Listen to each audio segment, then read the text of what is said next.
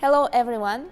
In today's video we're going to learn how to write your first essay, how to write writing task 1 in IELTS exam. So, as you probably know, you should be able to write at least 150 words in 20 minutes. Yeah? Note the importance. If you write less than 150 words, then you will be given very low grade for task achievement, which is one of the criteria in writing exam. So, let's talk about structure then. Structure consists of introductory paragraph and body.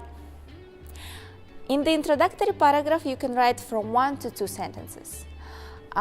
Sometimes some books recommend to write overall paragraph or concluding paragraph, but we recommend you just to cover one of the most important changes and one of the most important points in the introduction, instead of writing concluding paragraph. In body, you should write from 7 to 10 sentences. You should remember that this is done in order to write 150 words. So, writing task 1 has 3 main types, which is graphs with a trend, comparative graphs, and processes and maps. So, let's talk about graphs with a trend first. By the way, the structure which I recommend here can be used in all of the 3 types of writing task 1. First of all, first sentence of the introductory paragraph is paraphrasing. It is called paraphrasing, and here you will need to paraphrase the task. Let's look at the typical example of the graphs with a trend and try to paraphrase the task. Here is a typical example of graphs with a trend. So, you can see the data, and the data is about the annual earnings of 3 bakeries in London between 2000 and 2010. All what you need to do in your writing task 1 is to describe changes in detail and don't include your own personal opinion. So, if you look at the graph, here we can see years and the amount of money. Try to include all the information about all of the 3 bakeries. So, as I said before, in the sentence 1 we need to paraphrase the task. Let's look at the model answer. Here in the model answer you can see how the author paraphrased this task. So, the task looks like this. The graph shows data about the annual earnings of 3 bakeries in London between 2000 and 2010. The way the author paraphrased it looks like: the graph shows information about the amount of money which was earned by 3 bakeries in London over a 10-year period between 2000 and 2010.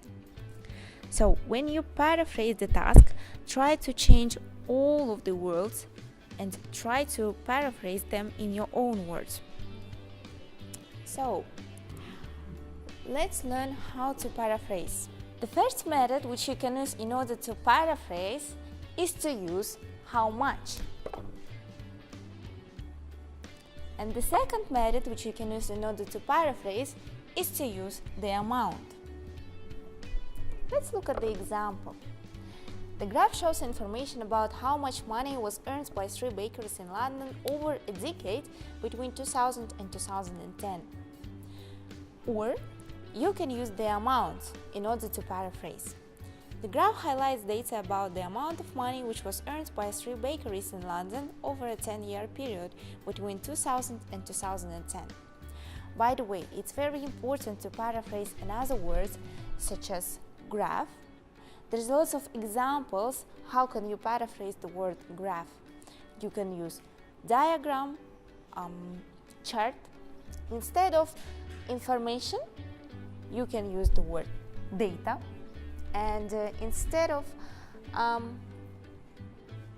show, you can use words such as illustrate, demonstrate, provide, indicate, or something like this.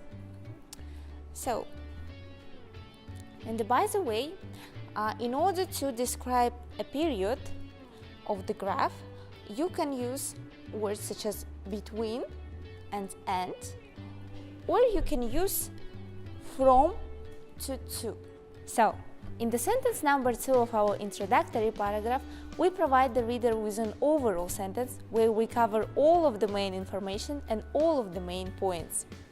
So, here is 3 tips which would be helpful for you to write your overall sentence. So, not significant changes only. As I said before, it is important to cover only main points and only main changes in our overall sentence. Don't include any numbers. That's because you are not going into the details in our overall sentence and the introduction in general. That is why you should include numbers only in body. Use your analytical skills. Use your analytical skills in order to see the general picture. Let's look at the typical example. In our example, the author of the model answer gives a very good overall sentence because the author says, overall, what stands out from the graph is that there were considerable upward trends in the income of both Bernie's Buns and Robbie's Bakery, while the earnings of Lovely Loaves saw a considerable fall over the period in question. We can conclude that it's a very good overview because the author includes all of the 3 companies in this text. Here, very good example given for overview sentence. In the model answer, author wrote, overall, what stands out from the graph is that there were considerable upward trends in the income of both Bernie's Buns and Robbie's Bakery, while the earnings of Lovely Loaves saw a considerable fall over the period in question. We can conclude that it's a very good example of an overall sentence because author used his or her analytical skills in order to provide us with general picture, and the author included all of the 3 bakeries in his overall sentence, and then the author didn't include any numbers. That is why we can say that it's a very good overall sentence. Alright then, let's talk about body then. In the body, it is very important to include all of the information in detail, to include numbers and years. And in order to get higher score for grammatical range and accuracy in writing, it's very important to use variety of complex grammar structures in your writing. Let's talk about variety of grammar structures then. The first structure which I would like to say is verb plus adverb. Yeah? It is very important in the verb plus adverb to use verb first and then adverb. And then, by the way, when you use verb, you write about the change, what change has happened. And when you use adverb, you talk about what kind of change has happened. For example, the income of Lovely Loaves rose slightly to just under £100,000 in 2001. Here we can see very beautiful structure with verb plus adverb, which is rose slightly. Yeah? And in the next sentence we can see such a good example. The earnings of Bernie's Buns increased considerably to £60,000 in 2008. Here we can see very beautiful structure with verb plus adverb, and our verb describes what change has happened, and considerably says what kind of change has happened. Yeah? Let's look at the next example. Takings of Robbie's Bakery went up sharply to approximately £100,000 in 2008. So here we can see our verb plus adverb, and it's very important and very good to use verb plus adverb structure. There's another structure which you can use, which is adjective plus noun. So, in the adjective plus noun, you use adjective and then noun. So, we use noun in order to say what change has happened, and we use adjective in order to indicate what kind of change has happened. Yeah. So, let's look at the examples. There was a considerable rise in the income of Robbie's Bakery. So, here we can see structure such as a considerable rise. Note that you should include article a or n when you are using adjective plus noun structure. So, And then look at the next example. The income of Robbie's bakery so experienced or witnessed a considerable rise. So here you can see this adjective plus noun structure. And actually you can write your sentence with adjective plus noun using either there was or using verbs such as see, experience, or witness. You can choose both options. Actually, you can include both of these examples in your writing task. Now, let's learn some phrases which you can use in order to link two small sentences together to create one big sentence.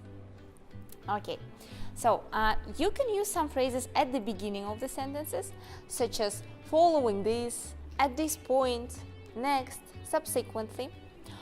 Or you can use some of the phrases in the middle of the sentences, such as after that, after which, or this is followed with by.